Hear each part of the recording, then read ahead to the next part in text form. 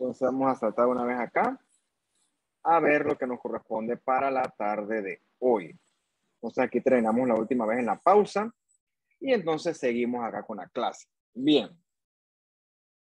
Es importante porque la semana pasada yo les decía a ustedes que las células no están divorciadas dentro del cuerpo, dentro del organismo. Las células se comunican constantemente para poder llevar una función en conjunto, ¿no? Porque si no, Dios mío, la célula tuviera una por aquí, otra por acá, y la verdad es que cualquier tipo de función, que ahorita voy a poner unos ejemplos, si fuera así, no se pudiera realizar. Entonces, las células se comunican entre sí gracias a un complejo que les llamamos nosotros las uniones intercelulares. Esas uniones intercelulares, que son por ejemplo las que usted ve aquí, esquemáticamente aquí a la derecha, tenemos dos células, podrán ser estos sus microvellosidades, y tú ves que las células tienen estructuras que las conectan. Por ejemplo, tú tienes estructuras que todas estas son uniones intercelulares, pero por ejemplo forman enlaces mecánicos. ¿Qué significa esto? Por ejemplo, eso aplica sobre todo en la piel. Con los epitelios, pero vamos a centrarnos en la piel. La piel tú te la puedes alar hasta cierto punto y la piel no se rompe. O sea, la piel tiene resistencia a la tracción mecánica y también al estrés mecánico. ¿Por qué? Porque las células de la piel, los queratinocitos, están fuertemente adheridos unos entre sí. Si no fuera así, te arrancas la piel con mucha facilidad. Pero eso se evita gracias a los fuertes enlaces que hay de queratinocito con queratinocito, lo suficiente para que nuestra piel sea una barrera que nos protege de muchas cosas y que tiene otras funciones que asumo que usted conoce en sus clases de histología. No aplica solamente para la piel, virtualmente aplica para cualquier tipo de epitelio. Aplica para el epitelio de la cavidad oral, de todo el tubo gastrointestinal. Por ejemplo, los vasos sanguíneos tienen varias capas, pero una de las capas que tienen son el endotelio, que también es un epitelio. Entonces, ese endotelio con el vaso, esto tiene que pasar por una presión arterial. No se rompe, no. Él lo resiste. ¿Por qué? Porque las uniones de los epitelios son bien fuertes, bien especializadas, gracias a los enlaces mecánicos que permiten las uniones intercelulares. También esa unión intercelular permite que la célula tenga receptores en su superficie. Esos receptores captan señales que vienen de afuera y cuando el mensaje se capta, entonces la célula cumple algún tipo de función. Obviamente dependiendo de qué tipo de señal fue la que se envió. Entonces tenemos que hay varios tipos de uniones intercelulares. O sea, yo solamente le voy a dar un resumen de ellas, porque me la pudiéramos dar una clase entera sobre las uniones intercelulares, pero bueno, no forma parte de las metas de este curso. Por ejemplo, tiene las tight junctions. Yo se las dejo en inglés porque la verdad es que nunca he sabido cómo se interpreta o cómo se traduce al español, así que lo dejo en tight junctions. Entonces, el tight junction esencialmente es una unión intercelular de fuerza, sobre todo en los epitelios. Permite, como ya dije, con el ejemplo de la piel, que las células estén firmemente adheridas una con otra, de manera que puedas constituir un epitelio de superficie. También tenemos desmosomas. Son importantes porque los desmosomas son como los eslabones de una cadena, que al final del día hacen que la cadena esté toda unida entre sí y a la vez anclan las células a su respectivo citoesqueleto. ¿Ok? Entonces, eso forma como una gran cadena de la célula. Por ejemplo, recuerda que el citoesqueleto tiene muchas funciones. Una de las funciones era proveerle soporte mecánico y darle forma a la célula. Entonces, eso lo refuerzas con el desmosoma, que a la vez une célula con célula y a la vez cada célula se une a través de su respectivo citoesqueleto. Son como varias piecitas que se van uniendo, que al final del día lo que garantizan es la fortaleza mecánica de esa célula. O más que la fortaleza mecánica, esa estructura en forma como si en una cadena permite que las células tengan resistencia al estrés mecánico. O sea, le da una fortaleza al estrés mecánico todas estas estructuras. Tenemos los adherent junction que hacen una función similar, pero bueno, no lo mencionaremos en esta clase. Y tenemos otro tipo especial de unión intercelular, que es el gap junction. El gap junction es diferente a las que le he mencionado anteriormente, porque el gap junction lo que hace es captar señales de afuera. Por ejemplo, señales químicas, por ejemplo, iones, moléculas, etcétera, el gap junction las capta. Entonces el gap junction no sirve como estructura mecánica, sino sirve como estructura de comunicación. Por ejemplo, los gap junctions son importantes pues, en el corazón. En el corazón usted sabe, puede poner la mano en el pecho si quiere, el corazón late de forma mecánica, rítmica. Eso es involuntario. O sea, usted no decide si su corazón late o no late. El corazón siempre late. Sí puede variar la frecuencia cardíaca dependiendo de qué usted esté haciendo en el momento, pero lo cierto es que el corazón nunca para. Y a menos que usted tenga una patología de fondo, esos latidos, esas contracciones del corazón son rítmicas, constantes e involuntarias. Y esa contracción que usted siente rítmica se da a nivel celular en cada una de las fibras individuales del corazón.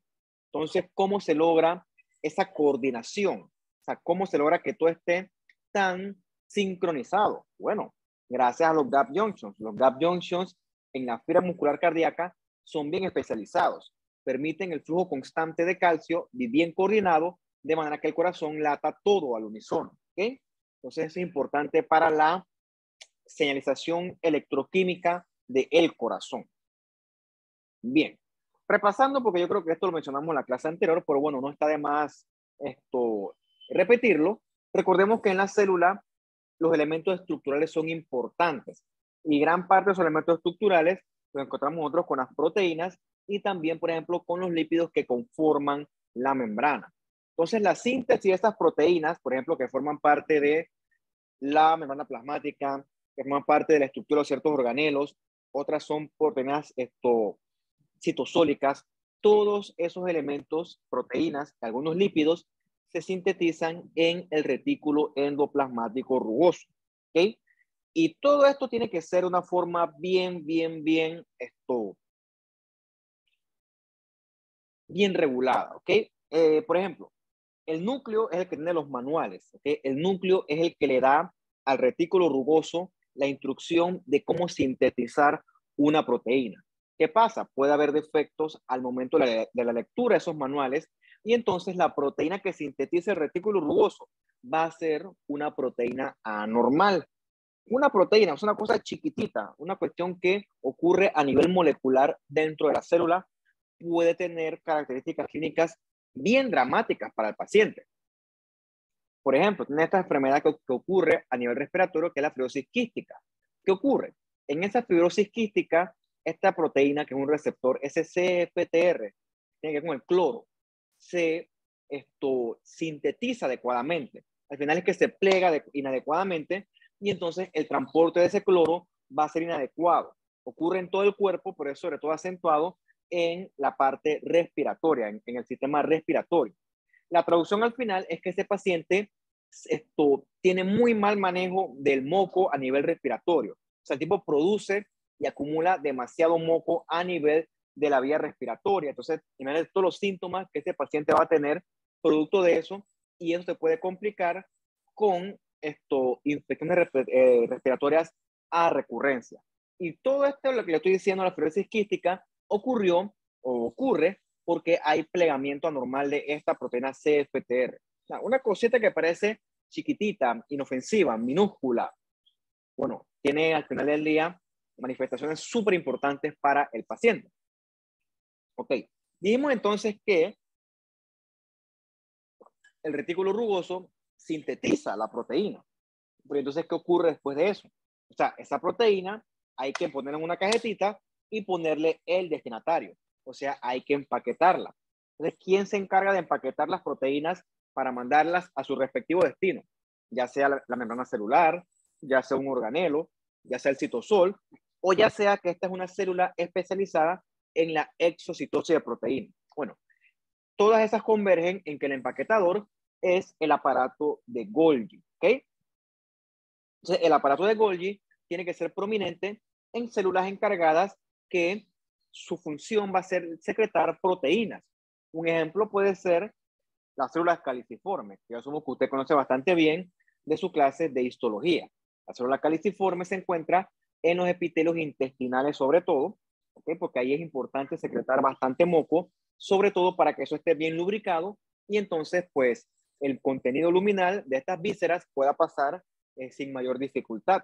Entonces ese moco que secreta la caliciforme ese moco es proteína, ¿okay? Material proteináceo. La célula plasmática tiene la función de secretar anticuerpos. Esos anticuerpos también son proteínas, ¿ok? Entonces, en su momento, si nos da chance, discutiremos más o menos cómo se hace esto. El punto es que una vez que el cuerpo tiene el anticuerpo, la plasmática secreta el anticuerpo. Entonces, esa célula plasmática tiene que tener una maquinaria importante para la secreción. Entonces, otra célula que secreta muchas proteínas, el fibroblasto, que yo creo que les mencioné la clase anterior. ¿Sí? El fibroblasto, también tiene que tener Golgi prominente y también, obviamente, si tienes Golgi prominentes, tiene que tener también retículos rugosos prominentes, porque es de ahí que se producen las proteínas.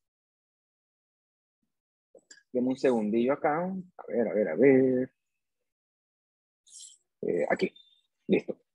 Y también discutimos que los retículos endoplasmáticos lisos son importantes también, sobre todo en los hepatocitos, porque allí sirven para metabolizar muchas cosas, como los medicamentos y también el alcohol. Importante es que en el retículo endoplasmático liso, cuando se encuentran las fibras musculares, músculo esquelético y también, por ejemplo, fibra muscular cardíaca, allí se le llama el retículo sarcoplásmico, ¿ok? Y él lo que hace es regular esos niveles de calcio que favorecen esa contracción rítmica del corazón. También hablamos la semana pasada que la célula, necesita organelos que degraden cosas. Por ejemplo, tenemos los lisosomas. Los lisosomas son como unos basureros de la célula. Ellos agarran y destruyen todo y lo degradan a cosas más chiquititas. También, por ejemplo, pueden destruir bacterias, en el caso de los neutrófilos, y entonces en un proceso que usted conoce que se llama la fagocitosis. Por ejemplo, tienes aquí esquemáticamente este neutrófilo. El neutrófilo tiene muchos gránulos que están llenos de hidrolasas ácidas y otras sustancias que destruyen, y también tiene muchos lisosomas. Entonces, una célula encargada de destruir cosas, como el neutrófilo, tiene que ser rica en mucho lisosoma, ¿ok? Otra cosa que hace el lisosoma, a veces la célula produce cosas en exceso o hay organelos que quedan obsoletos y entonces hay que dar lugar a organelos nuevos, ¿ok? Entonces, ese acto donde la célula se come sus propios organelos, a eso se le llama autofagia, ¿ok? Eso es un proceso bien regulado que es importante y es fundamental para la supervivencia de la célula. Repito, hay ciertos organelos que con el tiempo ya quedan obsoletos porque están muy antiguos.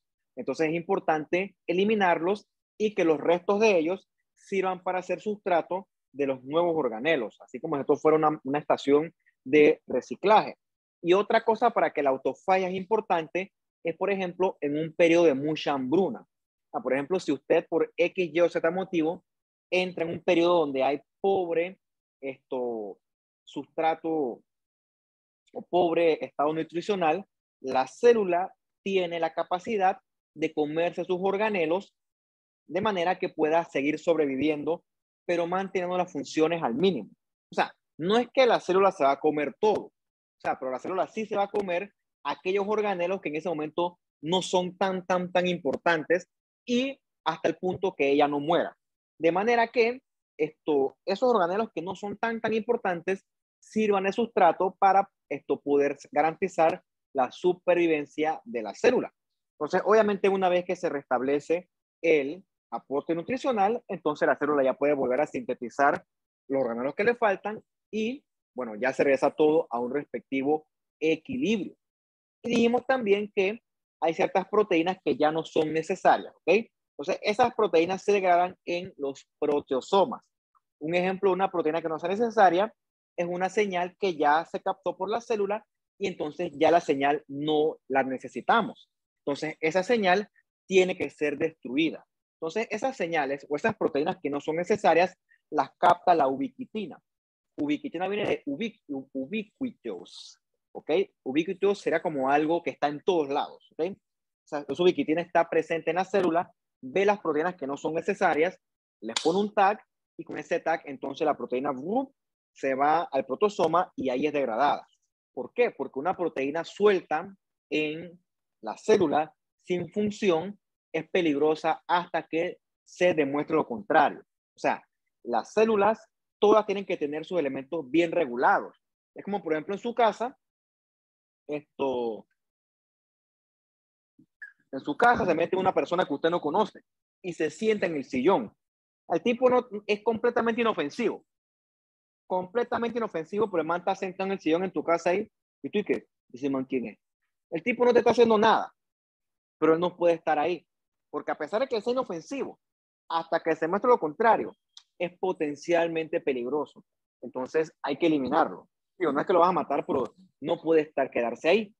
Algo similar ocurre con tu célula. La proteína puede que en papel no sea peligrosa, pero si no tiene función, lo mejor o lo más sano es que sea eliminada y que entonces el sustrato que se libera de ella sea utilizado para sintetizar cosas que en ese momento sí son importantes. Entonces, todo esto ocurre en el contexto de una alta regulación. O sea, esta es la palabra clave aquí. Aquí todo es bien regulado. O sea, todo se hace como en una orquesta. Todo bien sincronizado.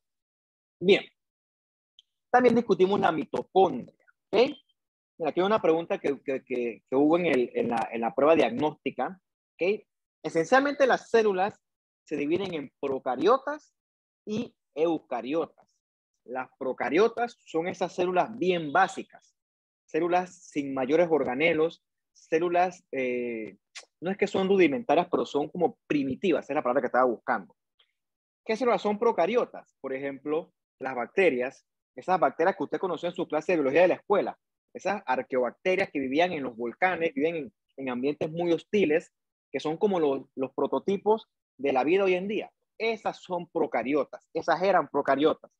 Con el tiempo esas procariotas fueron evolucionando y entonces de una bacteria, por ejemplo, si tú pones una bacteria, la que más te guste, al lado de un protozoario, el protozoario es mucho más complejo, muchísimo más complejo.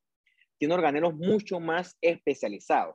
Entonces ya ese protozoario que parece un parásito de esos que usted conoce tanto que son unicelulares, por ejemplo una ameba, esos son eucariotas. ¿tá? Son organismos mucho más especializados.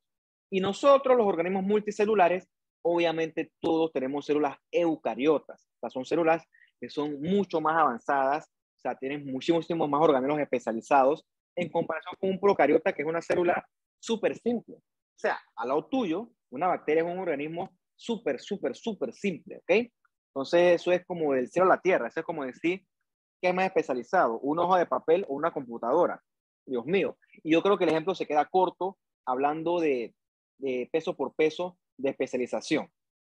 Entonces, algunos tuvieron mal, o sea, no, eso es básico. Los procariotas son células antiguas, primitivas, mientras que los eucariotas son mucho más evolucionadas y todavía más los organismos multicelulares, todavía más, todavía más. Bien, la mitocondria, ¿no? Hay una teoría de que la mitocondria en su momento, en un momento de la evolución, fue una bacteria. O sea, ancestralmente, los organismos multicelulares como nosotros hemos peleado a muerte contra los organismos unicelulares, como las bacterias, como los protozoarios, como los hongos, y ahí está en otra categoría los virus, pero es siempre la pelea, es una pelea a muerte, ¿ok? Para ver quién sobrevive. Entonces, en su momento, las bacterias de compañía tuvieron la delantera, hasta que nosotros comenzamos a diseñar mecanismos para defendernos. Fuera nuestro sistema inmune, inventamos medicamentos, inventamos antibióticos sobre todo, y entonces en ese momento le ganamos la batalla a estos organismos, ¿ok? Pero antes no, antes la gente se moría, por ejemplo, te daba una neumonía, muerto, te daba una infección de tejidos blandos, muerto, lo que sea, porque no había forma de pelear contra una infección, no existían los medicamentos, no existían los antibióticos. Entonces, por eso es que han habido epidemias ancestrales que han arrasado contra un porcentaje importante de la población, siendo la más moderna el COVID. El problema con el COVID es que es una enfermedad infecciosa que peso por peso no hay cura, ¿ok? No hay un medicamento que le pegue directamente al COVID y cuando se encuentran terapias dirigidas contra el COVID, es un virus muy heterogéneo, cambia mucho, ¿ok? Una historia similar ocurre con el HIV. El HIV es un organismo que tiene muchas variables dentro de él, o sea, tiene muchos mecanismos para producir enfermedad y esa complejidad hace que el tratamiento sea difícil. Por eso es que la gente hoy en día se sigue muriendo de HIV. Pero, por ejemplo, en su momento, la tuberculosis eliminó mucha gente, ¿ok? Hasta que se descubrió la vacuna de tuberculosis y en tiempos modernos también hay medicamentos contra la tuberculosis, la terapia antifímica. Pero en su tiempo, tuberculosis, eso era sentencia de muerte. En ese entonces, la micobacteria nos ganaba la batalla. O sea, nosotros moríamos, la bacteria vivía. O sea, somos enemigos, existimos para pelearnos a muerte. Pero hay ciertos traidores por parte de las bacterias. O sea, hay bacterias que son nuestras amigas. Por ejemplo, la cavidad oral de uno. Eso está harto de bacterias que viven con nosotros. No le hacemos daño y ellas tampoco nos hacen daño a nosotros. No somos comensales, por así decirlo. Como decía mi profesor de microbiología, comemos en la misma mesa. También tenemos bacterias, por ejemplo, en el colon, en el intestino delgado, etcétera, sobre todo en el colon, que son beneficiosas para nosotros. Le damos casita a ellas y ellas nos ayudan a un montón de procesos, ¿no? A la digestión, a pelear contra otras infecciones que sí son malas, etcétera. Entonces, hay bacterias que se han aliado con nosotros y entonces vivimos en paz. Supuestamente es algo similar fue lo que ocurrió en su momento con la mitocondria. La mitocondria era una bacteria que se hizo amiga de una célula eucariota, ¿ok? Entonces, con el tiempo, esa amistad fue evolucionando, ¿no? Millones de años, hasta que esa bacteria se convirtió hoy en día en lo que nosotros le llamamos la mitocondria. O sea, entonces en ese sentido, la célula eucariota le daba casita y protección y comida a la bacteria y esa bacteria le proporcionaba energía a la célula. Entonces eran amigos, eran equipo. Entonces ese equipo funcionó y entonces en papel eso fue tan eficiente que evolucionamos juntos y entonces hoy en día ciertas teorías dicen que las mitocondrias de nosotros en su momento fueron bacterias ancestrales que hoy en día evolucionaron y son parte fundamental de nuestra célula. ¿Por qué dicen eso? Porque la mitocondria tiene una característica que es única en comparación con los otros organelos y es que ella tiene un ADN, ¿okay? Tiene su propio ADN, que eso es único de la mitocondria, un ADN circular pequeñito. O sea, es una cuestión exclusiva de la mitocondria y al tener su propio material genético, entonces esto se sugiere que entonces eso apoya la teoría de que en el momento la mitocondria fue un organismo por sí solo, ¿ok?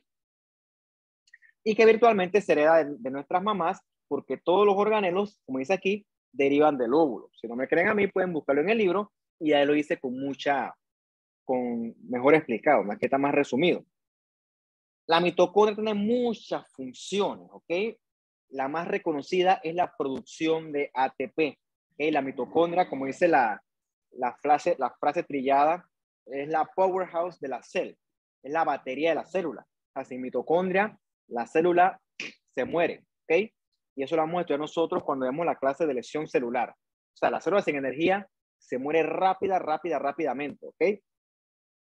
Recordemos que la mitocondria produce su energía gracias a la fosforilación oxidativa.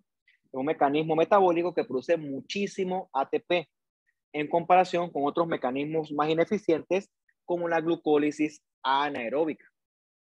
Nosotros en la última clase vamos a ver un concepto que se llama el efecto Warburg, ¿ok? El efecto Warburg sobre todo aplica para las células que son malignas, porque esas células son mucho más demandantes de sustrato y de energía que una célula normal. Entonces vamos a ver que el efecto Warburg te indica que estas células tienen un metabolismo raro, un metabolismo contrario, ¿ok? Vamos a ver por qué ocurre eso. O sea, vamos a decir que, por ejemplo, ¿cómo se lo pongo sin que se enreden?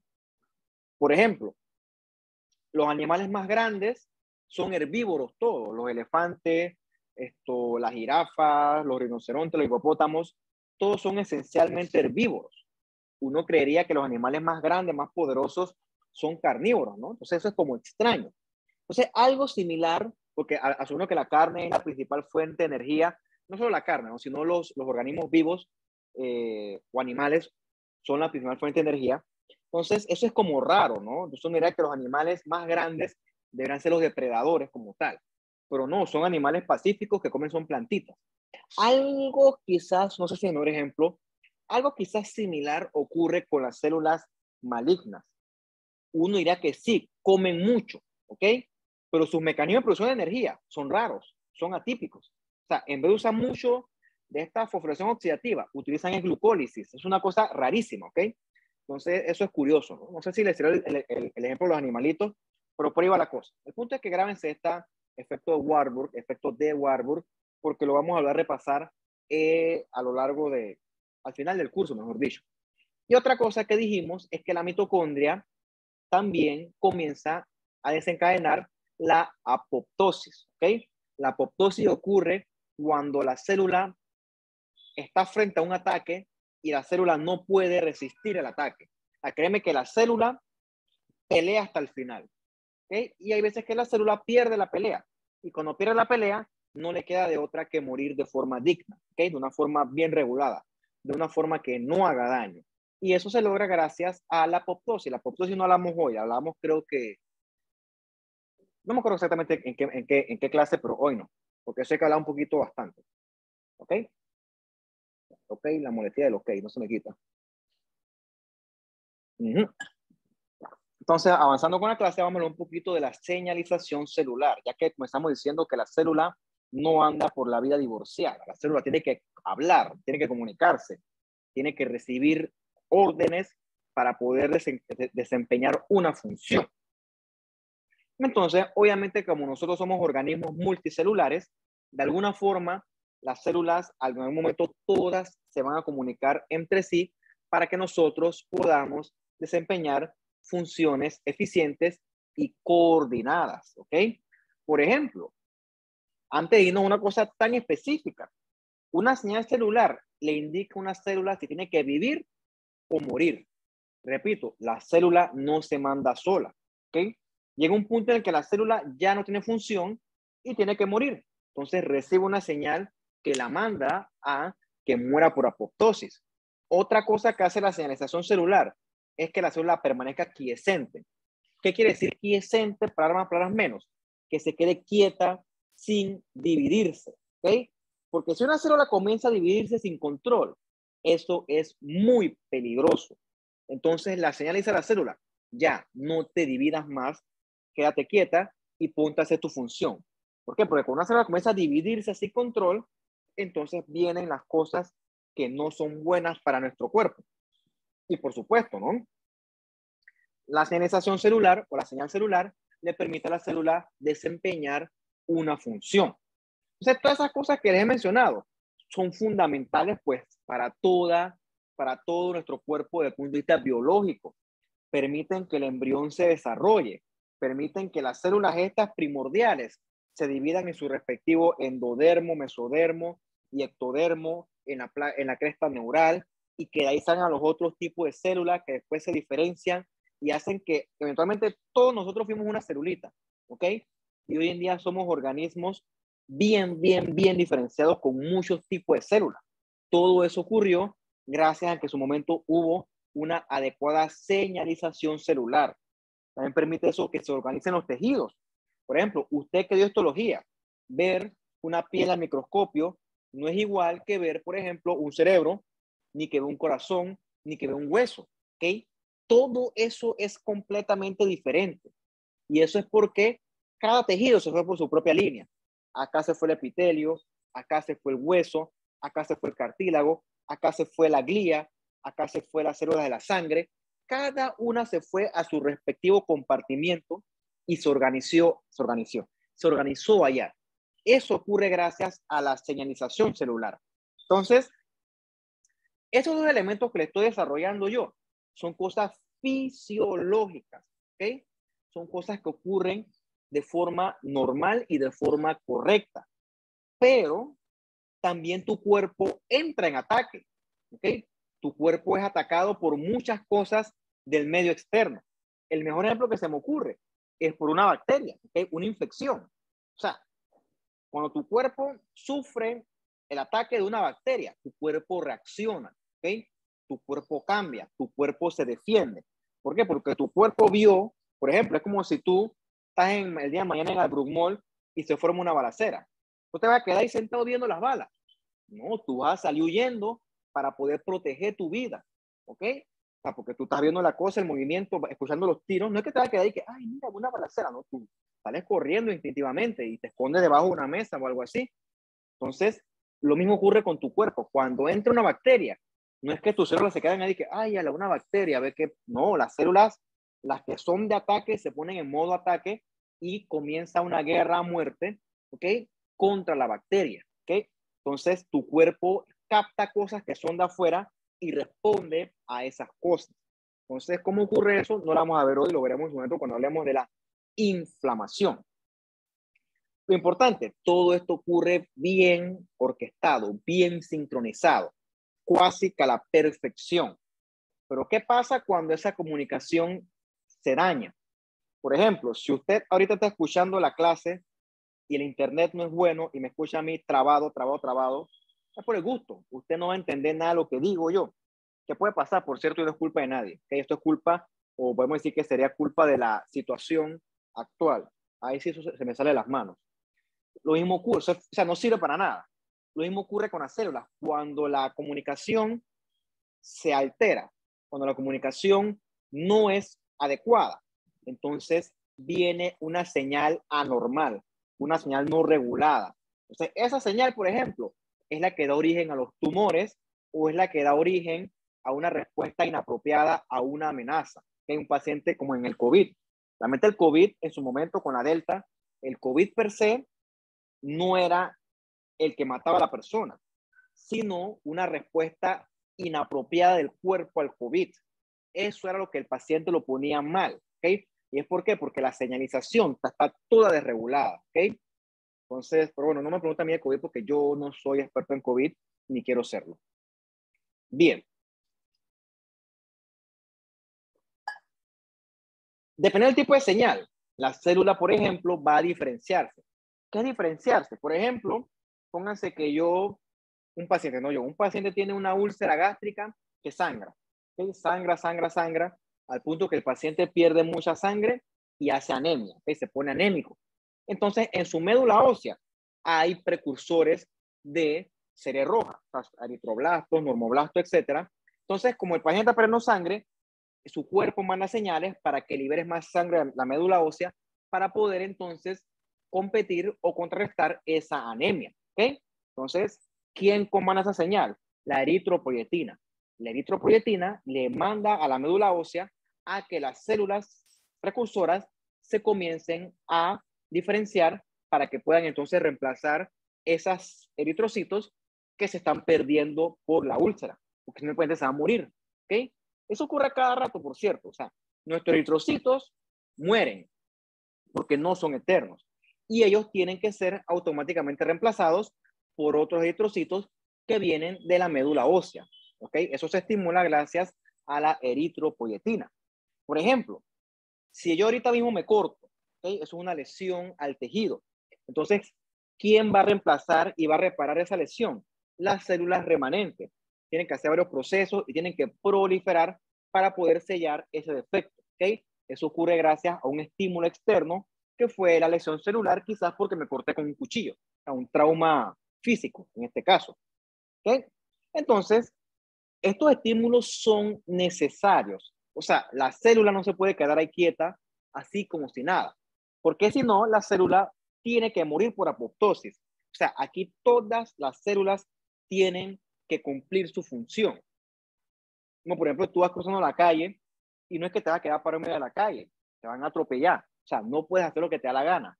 Tienes que seguir reglas básicas dentro de la sociedad. Si no, estás eliminado. Por eso existen las cárceles. Algo similar ocurre con el cuerpo. Las células todas tienen que cumplir una señal. Si no la cumplen, esas células tienen que ser eliminadas porque si una célula hace lo que le da la gana, esa célula está destinada a convertirse en algo extremadamente peligroso. ¿Okay? Entonces la señal puede venir de, por ejemplo, una bacteria, un hongo que entró.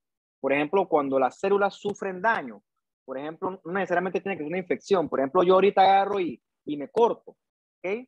Entonces, células ahí murieron en ese trauma. Entonces, esas células muertas o lesionadas llaman a las otras células, ¿ok? Entonces, también es importante que la célula se comunique con su matriz extracelular porque las células no están estáticas, ellas están moviendo de un lugar a otro. Entonces, las células responden a varias moléculas, como los factores de crecimiento, citoquinas, hormonas, que las citoquinas sobre todo las iremos viendo a lo largo del curso, hoy no tanto. Pero repito, la célula no está quieta por ahí. La célula está pendiente a que le llegue la señal para poder cumplir su respectiva función. Como esto que usted ve acá. Tienes una célula con su receptor, que ya vimos que ese receptor, por lo general son proteínas, sobre todo integrinas, y el ligando es la señal que viene del exterior. Entonces el ligando se une a ese receptor específico y eso genera cambios dentro de la célula que se traducen al final del día en una respuesta. Esa respuesta puede ser, como dice aquí, diferenciarse, proliferar o cumplir una función específica. O también puede ser que la señal sea para que muera la célula. Todas esas cosas pueden ocurrir. Bien.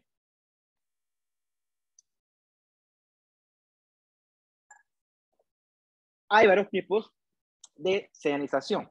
Está la paracrina, que ocurre entre células que viven cerquita, o sea, células vecinas. Está la autocrina, es una señal de la misma célula hacia sí misma. Y esta otra que había puesto que usted conoce ya, que es la señal sináptica, ¿no? Por ejemplo, es la que se da en la transmisión de la sinapsis entre las neuronas. Y también está la señalización endocrina. En esa señalización endocrina, la célula emisora, por ejemplo, ponte con una célula de la tiroides, manda un mensaje a células del tejido, ¿okay? Que son células receptoras. Entonces, esa señalización viaja por la sangre. A esa señalización se le llama hormona, ¿ok? Para que usted sepa, no es para que sea experto en esto, pero es para que usted sepa todos los tipos de señalización que existen. Son muchos tipos, ¿ok? Cualquier cantidad de señales existen, cualquier cantidad. Y todos esos son mecanismos que la célula utiliza para comunicarse consigo misma o con otras células o con células que son distantes, que están en otra parte totalmente lejana del cuerpo. Del mismo modo, hay varios tipos de receptores. Hay receptores que son intracelulares, o sea, que están dentro de la célula, receptores a nivel nuclear, por ejemplo, y hay otros receptores que ya discutimos en la clase pasada que están en la superficie de la célula, como los canales iónicos, estas proteínas carrier, están las proteínas G, o sea, todos esos son estaciones que captan señales del exterior, son específicas, por cierto, recuerda como los canales iónicos, solo sodio con canal de sodio, o sea, son cuestiones específicas y bien especializadas, de manera que la señal que se envíe sea la señal correcta, ¿ok? Para que la función que se desencadene sea la función correcta. Bien. Es fundamental también los factores de crecimiento, ¿ok? Porque el factor de crecimiento le indica a una célula que tiene que proliferar, o sea, que tiene que dividirse. Obviamente, esa es una función fundamental para que la célula sobreviva. Un ejemplo, un factor de crecimiento fue ese que le dije ahorita, la eritropoyetina, para la serie de eritrocitos, no la serie roja. Entonces, ese factor de crecimiento, por ejemplo, va a hacer que una célula entre en ciclo celular para que se divida, va a evitar que la célula muera por apoptosis, también puede favorecer que la célula crezca, que sintetice más materia prima, que sintetice más proteína, más grasa, más carbohidratos, ¿ok? De manera que esa célula puede estar bien gorda, bien rellena al momento de la división. Porque una célula flaquita, desnutrida, jamás se va a poder dividir adecuadamente. O sea, para que una célula se divida, tiene que ser una célula adecuada. Y eso ocurre gracias a los factores de crecimiento. Entonces, eso sí lo vamos a desarrollar en la próxima parte de esta clase. ¿Ok? Es importante porque, repito, este curso es de patología. ¿Ok? Este curso es cosas que ya son anormales. O sea, esto es cómo responde nuestro cuerpo a los ataques. Entonces, nuestras células pueden ser lesionadas. Nuestras células pueden ser atacadas. ¿Ok?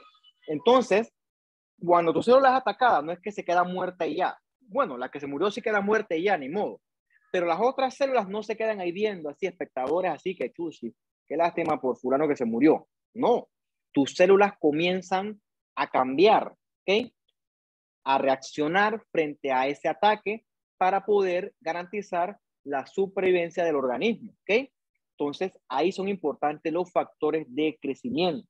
¿Por qué? Porque hay células que resisten el ataque y sobreviven, pero hay veces que el ataque supera los mecanismos de supervivencia, los mecanismos de adaptación y la célula inevitablemente muere, ¿ok? Y cuando la célula muere, tiene que ser reemplazada. Entonces, ese reemplazo ocurre gracias a los factores de crecimiento.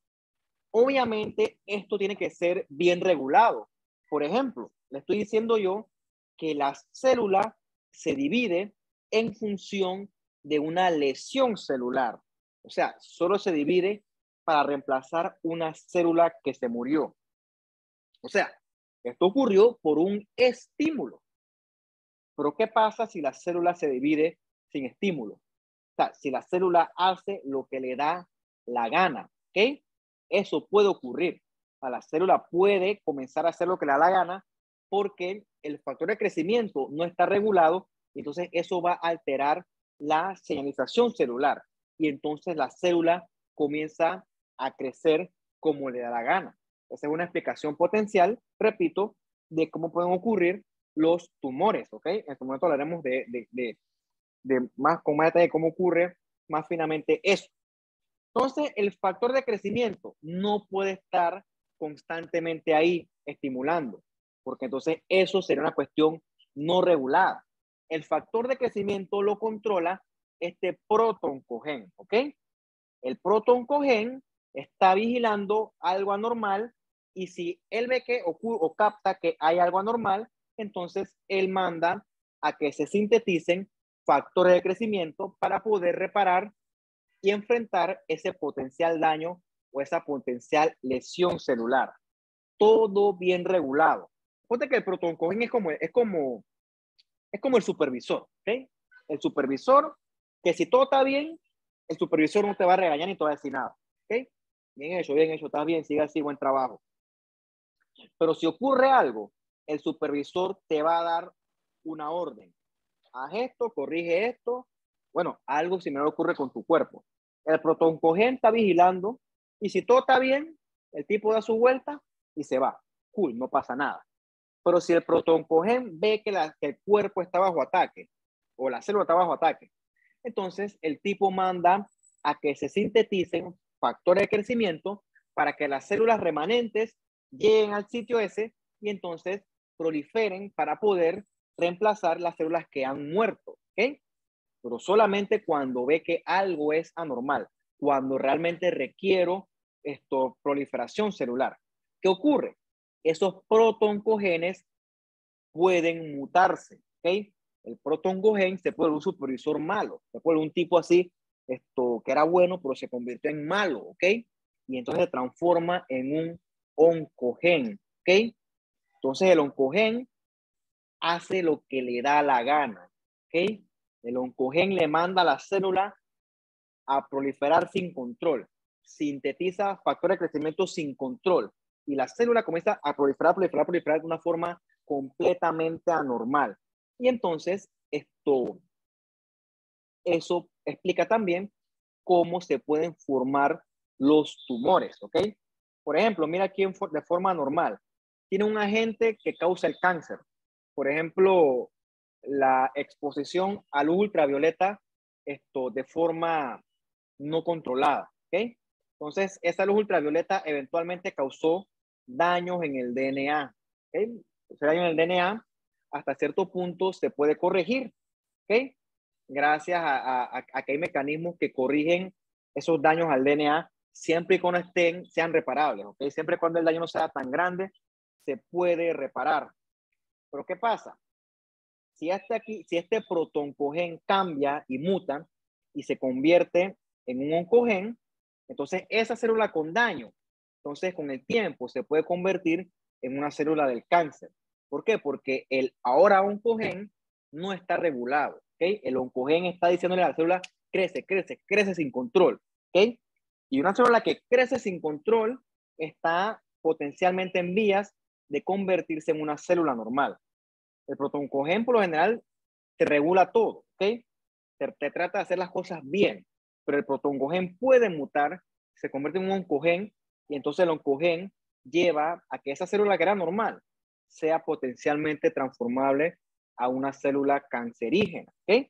Entonces, ¿qué fue lo que causó esto? La mutación del protoncogen, ¿ok? Le resetearon el código y este oncogen que era bueno se convirtió, perdón, este protoncogen que era bueno se convirtió en un oncogen que es un oncogen que es malo, ¿ok? Entonces, eso lo vamos a ir desarrollando a lo largo de otras clases, pero es para que usted agregue ese término a su diccionario. Entonces, aquí hay muchos factores de crecimiento que normalmente estimulan a que las células proliferen, ¿ok?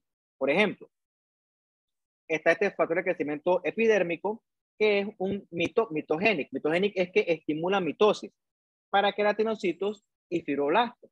Por ejemplo, tiene este factor de crecimiento vascular endotelial. Estimula la proliferación de células endoteliales. Por ejemplo, tiene este factor de crecimiento transformante beta. Eso lo que hace es llevar, atrae leucocitos al sitio de inflamación. Entonces, esencialmente tienes muchos factores de crecimiento, pero todos estos estimulan la proliferación, otros son quimiotácticos son que atraen leucocitos al sitio de batalla, pero tienen mucha función en la proliferación de las células. Entonces, si esto sale de control, va a haber mucha señal de proliferación. Entonces, eso fuera anormal. Entonces, el factor de crecimiento es bueno cuando está regulado, pero si no está regulado, el factor de crecimiento es malo. ¿Ok? Bien. Hablando rapidito, otro término, hemos hablado mucho de la célula, ahora vamos a hablar de la matriz extracelular. Bien, recuerda que la célula no está existiendo en el vacío, ¿ok? Ella existe en un espacio que la sostiene y le da muchas funciones y le da muchos beneficios, que es la matriz extracelular. Ponte como una piscina, ¿ok? Ponte que la piscina tiene agua, ¿ok? Entonces tú estás en la piscina nadando, tú eres una célula y el agua sería la matriz extracelular. Te permite moverte de un lugar a otro, te permite flotar. O sea, si no hubiera agua, no podrías estar en esa piscina. ¿Ok? Más o menos puedes verla así.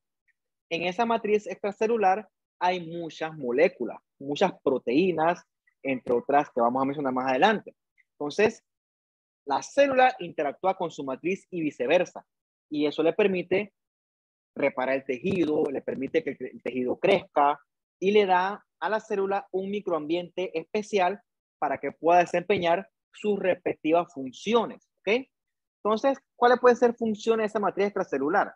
Obviamente provee soporte mecánico, también participa en eso que discutimos en la clase pasada sobre mantener la polaridad de la célula, o sea, mantener las estructuras apicales en el ápice y las estructuras basolaterales hacia la parte basal. Controla también la proliferación celular, permite que los tejidos se renoven y también establece límites entre los tejidos, como por ejemplo aquí, ¿no? Tienes este epitelio acá y acá abajo la matriz extracelular y todo está dividido por la respectiva membrana basal, ¿ok? Entonces, permite que se formen los límites, sobre todo entre epitelios y su respectivo estroma de tejido conectivo, ¿ok? En esta matriz extracelular encontramos muchas proteínas, sobre todo colágeno, hay muchos colágenos, la verdad es que aprendérselo uno por uno, pues no me interesa que lo sepan, me interesa que sepan que existe ahí. Colágeno es importante porque es el componente más importante del tejido conectivo. Entonces, como hay muchos tipos, hay colágenos con distintas funciones, pero por ejemplo en el hueso que se ve rosado en el microscopio, se ve rosado porque eso es puro colágeno, que ha sido decalcificado por técnica histológica, sobre todo con ácido fórmico, ¿ok? Pero ¿por qué se ve rosado el hueso? Porque eso es colágeno. Colágeno similar al de la dermis, ¿ok? Pero hay veces que son de otros tipos, en otras proporciones.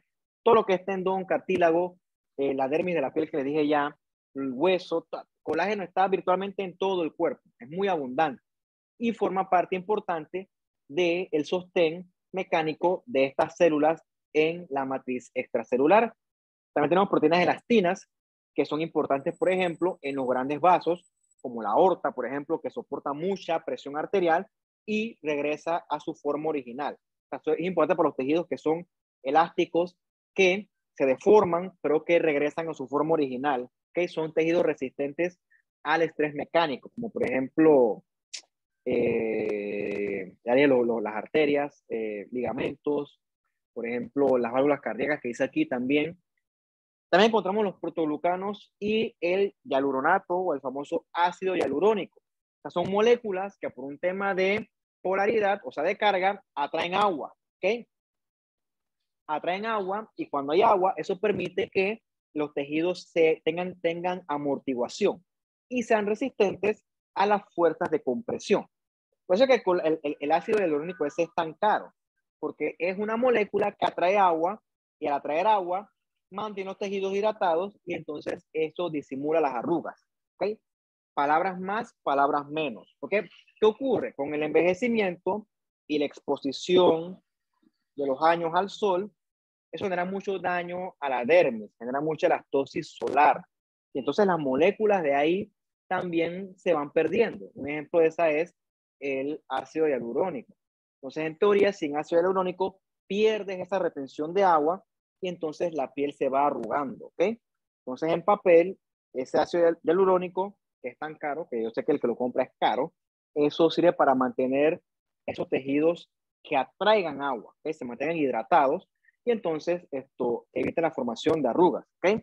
O sea, la explicación estética en papel, pero también es importante eso en la matriz extracelular, por ejemplo, en los tejidos que tienen que soportar estrés mecánico, como por ejemplo las articulaciones. En las articulaciones tienen que tener como una especie de colchoncito entre sí para que el movimiento sea lubricado y sea pues sin fricción. Es como, por ejemplo, el aceite de motor. O sea, sin aceite de motor, el carro se daña. ¿Okay? Lo mismo ocurre con la articulación. Cuando los amortiguamientos se dañan, eso duele, ¿okay? Porque roza hueso con hueso. Entonces, la lubricación del cartílago articular para que la articulación se mueva sin chillar, sin fricción, es fundamental y ocurre gracias a estas moléculas. Con el tiempo eso se pierde, ¿ok? Y por eso es que las articulaciones duele. Eso se llama una osteoartrosis, si no me equivoco, ¿no? Que comienza a desgastarse el cartílago articular y roza hueso con hueso. Eso es hasta cierto punto normal con el envejecimiento. Bien. Todo eso era como la introducción de la clase, porque ahora sí viene el gran grueso. Vamos a tomar unos 2 minutos aquí para hablar del ciclo celular. Esto sí me va a tomar un poquito más de tiempo, pero bueno, no importa. Vamos a tomar lo que sea que demore.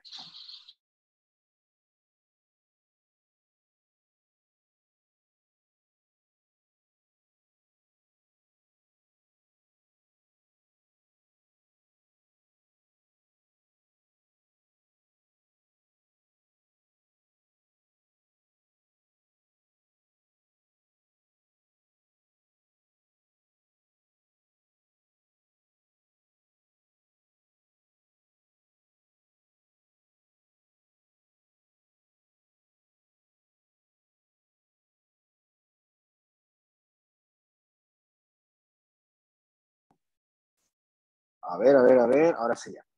Entonces, repito, ¿no? La célula no se puede quedar estática y ya.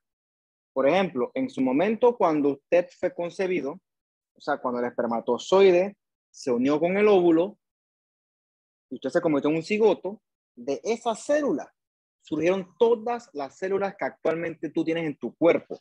Y eso ocurrió gracias a la proliferación regulada de todas las células. Eso permitió que a partir de una célula los tejidos todos se desarrollaran. Y eso no es importante solamente en el desarrollo embrionario. Cuando tus células mueren, y no necesariamente por una lesión celular, tus células pueden morir porque su vida media tiene un límite. O sea, las células no son inmortales. Y cuando una célula muere, hay que reemplazarla por otra que sea nueva para que se siga cumpliendo la función.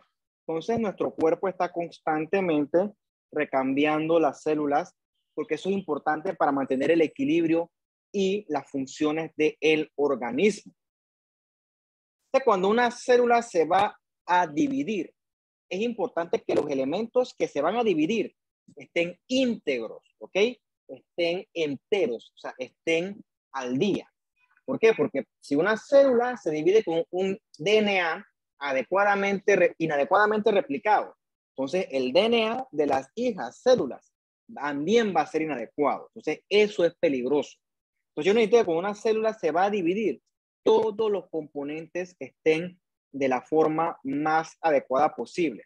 De manera que estas dos celulitas hijas tengan sus componentes adecuados y estas puedan cumplir su respectiva función. Entonces, todo eso se logra en el proceso del ciclo celular. Bien, el ciclo celular que usted lo debe conocer, cuando yo pregunto, ¿y qué es el ciclo celular? ¿O cuáles son las fases? Y la gente me dice profase, anafase, no. Son las fases de la mitosis, ¿ok? Y la mitosis forma parte del ciclo celular. Pero realmente el ciclo celular tiene varias fases. Esta fase que está aquí, la fase G1, donde la célula blue crece, ¿ok? Comienza a sintetizar todos los elementos que son necesarios para poder dar origen a esas dos celulitas hijas. Después está esta fase S. Esta fase S es fundamental porque en esa fase es que la célula va a replicar su DNA.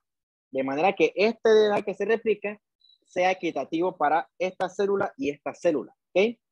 Si eso no es así, si no está equitativamente replicado, si no está bien replicado, esa célula no se puede dividir. ¿Ok? Y finalmente, sigue la fase G2, que es como un check, donde se verifica que todo está al día, todos los elementos estén íntegros para que la célula se pueda dividir. ¿No? Por ejemplo, si usted va a salir ahorita más tarde, se pone su camisa, se pone sus pantalones, celular, cartera, pero no tiene zapatos. ¿Okay? Sin zapatos no puedes salir. La puedes tener tu mejor ropa, pero si no te pones tus zapatos, no puedes salir. O sea, no puedes seguir, no puedes proseguir. O sea, algo similar ocurre con la célula. La célula hace su check. DNA check, RNA check, organelos check. Si algo falta, entonces la célula no puede proseguir en el ciclo celular. Y entonces está la fase M, que es la mitosis como tal, ¿no? Eso sí es la profase, la metafase, la anafase y la telofase, que termina con la citoquinesis. O sea, eso también es importante que sea regulado, pero bueno, de eso no vamos a hablar tanto. Otras células que no se dividen están en fase quiescente. Un ejemplo de esas células que no se dividen son las neuronas, ¿ok? Las neuronas no se dividen. Bien. No voy a hablar per se de la mitosis, te dije, porque la verdad es que no forma parte del curso, pero lo que sí les quiero dejar de lección es que el ciclo celular tiene que ser extremadamente regulado, porque de esa adecuada regulación depende si las dos células que nacen de ese origen común sean células sanas y capacitadas para cumplir su función. Entonces, en ese sentido, hay, por ejemplo, quinasas que estimulan el ciclo celular, o sea, que arrancan el ciclo celular si es necesario, y hay otras células que detienen el ciclo celular, ¿ok? De manera que el ciclo celular se haga de forma adecuada dependiendo de las demandas del cuerpo. Como dije anteriormente, puede que entrando a la fase G2 se detecte que algo falta, ¿ok? Algo no está adecuado en ese momento. De repente, ponte que hay un organelo que no se dividió, por decirte algo. Entonces, en ese momento, no es que la célula automáticamente va a morir, ¿ok? La célula tiene mecanismos para detectar si cuando está dividiendo algo no está adecuado, ¿ok? Y entonces a la célula se le da chance de reparar ese daño. Por ejemplo, tiene un daño al DNA, se le da chance de repararlo, y también si tiene un daño al cromosoma, se le da chance de repararlo si así viene al caso. Todo dentro del contexto de una alta regulación. Entonces, ¿dónde se detecta si la célula en división tiene algo que es inadecuado? Bueno, se detecta en esto que yo siempre llamo que son retenes, ¿okay? Que se llaman los puntos de restricción o también le llaman los checkpoints. ¿Por qué le digo retenes? ¿Okay? Ponte que tienes un carro, los que tienen carro, pues. Y los que no, imagínense que tienen un carro y tú sales en la noche y te para un retén. O sea, el retén, ¿qué te va a pedir a ti? Licencia. Si tú no tienes licencia, no puedes seguir manejando, ¿ok? Entonces, una de dos, te mandan a orillar o te vas de lejos, ¿no? Ambas cosas están mal, ¿ok? Vamos a suponer que no te fuiste de lejos, vamos a suponer que te orillaron, te sacaron de circulación porque no portabas licencia. Otro ejemplo más, ponte que lo que pasa es que tu carro tiene una luz que no prende, también te mandan a orillarte. Ponte que te piden los papeles del carro y no los tienes, también te mandas a orillarte. El último ejemplo, ponte que estás en fuego, evidentemente borracho, el guardia te va a orillar, te va a poner el barómetro, te va a decir, tú estás en fuego, oríllate allá. La cosa es que al final, por no tener todos tus documentos en regla, no puedes seguir circulando. Así de simple. ¿Okay? Esa es la función del retén. La función del retén es detectar conductores que no sean adecuados o que son peligrosos para estar en la calle y entonces sacarlos de circulación. Ponte que la licencia, pues, la licencia, Shushi, es que yo vengo del trabajo y por salir apurado, estaba enredado, dejé la cartera en el trabajo.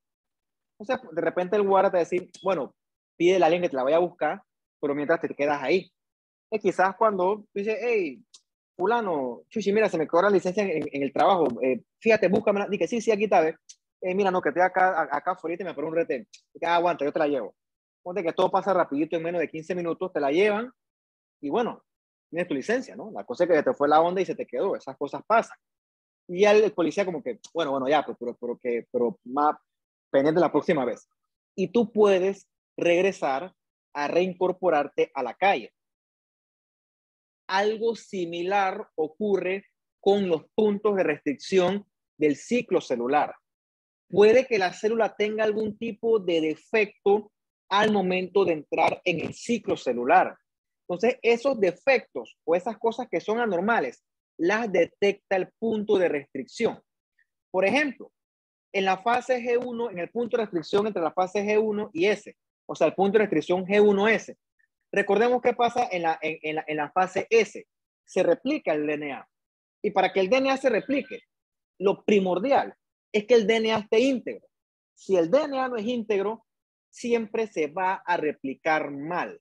Entonces, este punto de restricción, G1S, detecta que el DNA esté íntegro, que esté bueno y que esté adecuado antes de que este sea replicado, para evitar que un DNA defectuoso se replique, porque entonces eso será peligroso en el futuro.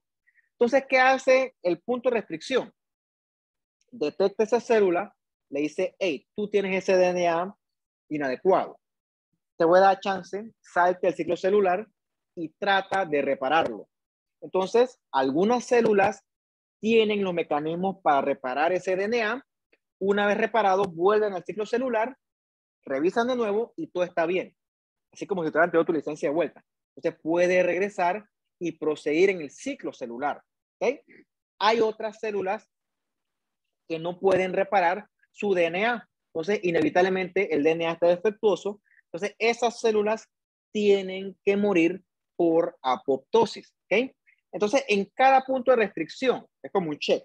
Bien, bien, bien, mal. ¿Okay? Si encuentran algo mal, la célula la mandan a orillarse y el punto de restricción le da chance de que repare su defecto, porque la célula tiene mecanismos para repararlo.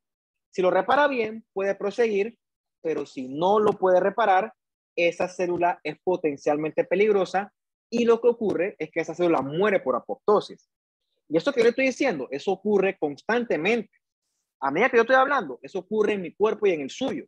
Constantemente tus células se están dividiendo, otras muriendo, otras están reparando ADN y otras que no pueden repararlo, entonces esas mueren, ¿ok? Eso ocurre constantemente, a cada rato eso ocurre, ¿ok? Entonces eso sí quiero que le quede claro porque entender esto es fundamental para entender cómo se forman los tumores. Esto sí es fundamental. ¿Por qué? Porque aunque esta célula con un DNA inadecuado chifé el retén, por ejemplo, estás en fuego y el guardia no te para y te vas de largo y 1 kilómetro más adelante te estrellas contra un poste. O sea, tú no podías seguir manejando. Tenía que pararte el retén, pero el retén falló y no te paró y tú te convertiste en un peligro para ti y para los demás. Algo similar ocurre en el ciclo celular en los tumores. Hay células del cáncer que tienen mecanismos para chifear los retenes, chifear los puntos de restricción. Entonces, esas células dividen un DNA anormal y las cejitas también son anormales. Entonces, de esa célula normal salen 2, salen 4, salen 8, salen 16 y al final se forma un tumor o un cáncer como tal. ¿Okay? Eso lo veremos en su momento. Hoy no, porque es mucho material para dirigir, pero para que se vayan haciendo ustedes la idea de más o menos cómo funciona este asunto. Bien, y ahora sí, para terminar, un poquito las células madre, porque también son importantes para la renovación de los tejidos. Con ese aquí me comí la S. Bien. Cuando somos embriones, que somos celulitas, somos organismos chiquititos, nuestras células se pueden diferenciar casi en cualquier tejido. O sea, de una misma célula salen células que son para el epitelio, otras que son para tejido mesenquimal, otras que son para tejido neural, otras que son para tejido, el que se me haya quedado. ¿Okay? Y dentro de los epitelios, unas que son para epitelio de la piel, otras que son para epitelio gastrointestinal, epitelio respiratorio, pero todo eso surgió de una celulita que se puede convertir en cualquiera. ¿Okay? Esas son las células totipotenciales. O sea, tienen capacidad ilimitada de renovarse y de diferenciarse en cualquier tejido. Eso es fundamental cuando somos embrioncitos que tenemos que convertirnos en organismos, pues, como los que somos hoy en día. O sea, sin eso, pues, no pudiéramos avanzar. Pero cuando somos adultos, también permanece con nosotros algunas células madre. Por ejemplo, el mismo ejemplo delante de la eritropoyetina. En nuestra médula ósea hay precursores de todas las líneas. Hay precursores de la línea roja. Entonces, cuando hay un estímulo, esos precursores de línea roja se tienen que diferenciar en eritrocitos para poder reemplazar los que se van perdiendo. ¿Okay? Algo similar ocurre, por ejemplo, con los epitelios. El epitelio de la piel tiene que constantemente renovarse. ¿Por qué? Porque el epitelio de la piel todos los días se expone al clima, al sol, al viento, a la humedad, a los traumas físicos. Entonces, así como su zapato, la suela se va desgastando, tu piel también se va desgastando. O sea, cuando la piel se desgasta y sufre daño, la piel, sus células se tienen que ir regenerando, se tienen que ir renovando. Y eso ocurre gracias a células madre que tenemos nosotros los adultos. Pero, ¿qué es la diferencia del embrión?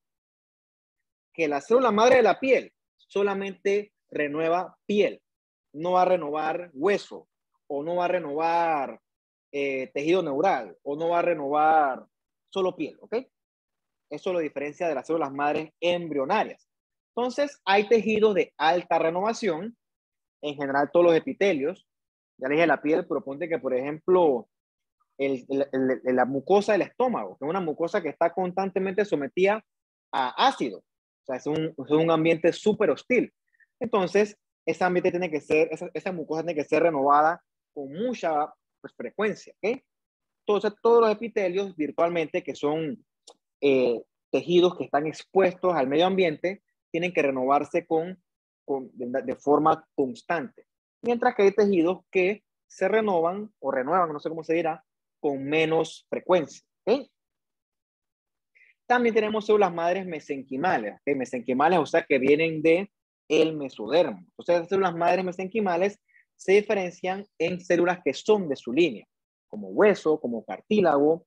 Por ejemplo, cuando alguien sufre una fractura, la fractura no es que la curó el yeso alineó la fractura, pero las células madres estas mesenquimales tienen el mecanismo para diferenciarse en nuevo hueso y nuevo cartílago para poder que ese hueso se repare adecuadamente. ¿Okay? Pero realmente no es que el yeso o la férula reparó la fractura. Realmente el hueso tiene mecanismo para repararse a él solito y de hecho queda bastante bien. ¿Okay? Porque si no, una fractura nunca se regenera el hueso, pero él sí se regenera. ¿Ok? Podemos por eso, el hueso solo va a regenerar células del hueso. No es que gracias al hueso tú vas a regenerar células de gastrointestinal, por ejemplo. No. Cada una respeta su respectiva línea. ¿Okay? Entonces, en ese sentido, hay tejidos que se regeneran muy bien, pero hay otros que no se regeneran tan bien. O mejor dicho, su capacidad de regeneración es pues limitada. ¿Okay? Entonces, conocer esto forma parte de esa medicina o esa rama de la medicina regenerativa, que realmente hoy en día esto en papel se puede reproducir. O sea, tú puedes lograr que en papel, un segundito.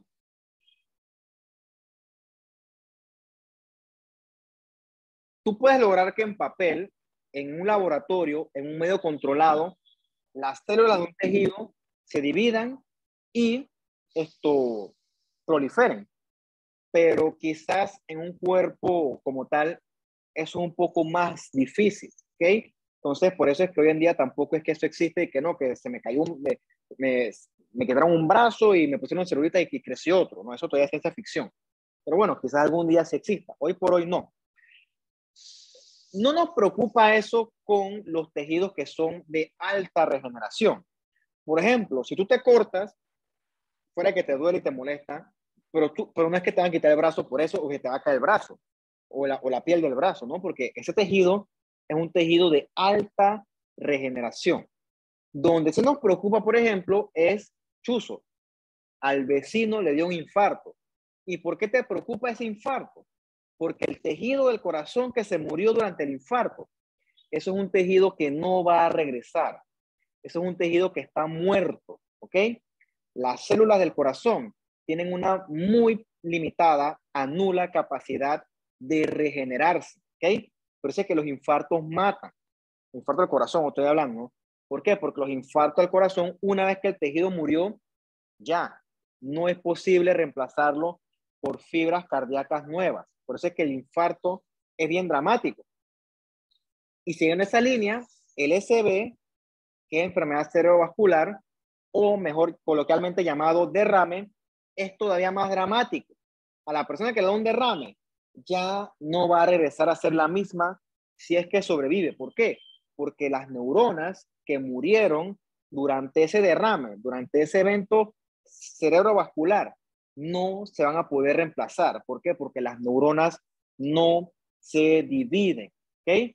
Entonces, esa persona que quedó con una discapacidad, si es que sobrevivió, no va a volver a regresar a ser la misma. Sí le puede hacer terapia, etcétera, pero ya lo que murió, murió cuando hablamos de cerebro que murió. O sea, ya no hay vuelta atrás. Por eso es que estos tejidos que no se dividen, el daño a esos tejidos es tan dramático, porque sabemos que no se dividen. Pero bueno, eso es para que usted sepa que hay distintos tipos de tejidos y distintos tipos de respuesta a la lesión celular. Por ejemplo, veremos progresivamente, no es lo mismo que el cerebro sufra daño a que la piel sufra daño. O sea, son tejidos totalmente distintos que responden de una forma totalmente distinta a una posible lesión celular. O sea, entonces, esas son cosas que varían dependiendo de cuál tejido sea el afectado. Pero bueno, eso lo veremos progresivamente a lo largo del curso. Listo, muchachos. ¿Tienen dudas, preguntas o comentarios? Curiosidades.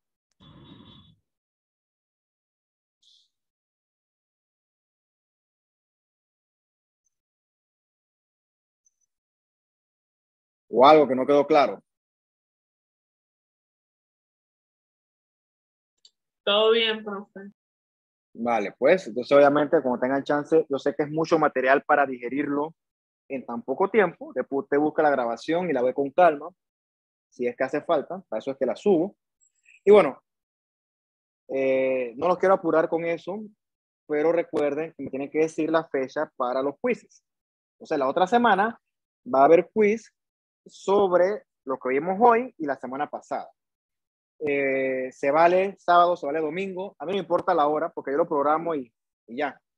Pero bueno, sí necesito que ustedes me den una hora específica para no afectar a los que no pueden o que les chocan las clases. O sea, pónganse de acuerdo. O sea, les estoy dando esa libertad. Profe, una preguntita. ¿Usted podría ponerlo en la noche?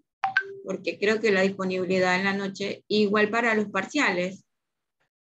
Noche hasta del domingo si quieres. Sí se puede. Porque realmente yo lo programo y ya, y eso corre. Yo lo programo. Eso es una ventaja de esta modalidad. Así que sí, la noche imperfectamente incluida. Así que pónganse de acuerdo de manera que todos puedan, no traten de usar eso a su favor, de que se beneficien todos. Esta es la idea de la libertad, porque si no me dicen nada, eventualmente yo voy a ponerlo a una hora que algunos salgan afectados, entonces como que no es la idea, ¿no? La idea es que, pues, que no haya estudiantes que salgan no favorecidos. Pero bueno, eso se los ustedes, porque yo sé que eso es laborioso y yo la verdad es que yo me encargo ya de estudiar mis clases y de transmitirlas, pero ya lo otro, pues, no. Entonces, cuando tengan esa respuesta, porfa, me la hacen llegar y ya. Bueno, muchachos, entonces le dejo eso pendiente y bueno, nos veremos si Dios quiere, espero que quiera, la próxima semana. Chao, hasta luego, cuídense y que estén bien. Hasta luego. Pero Chao.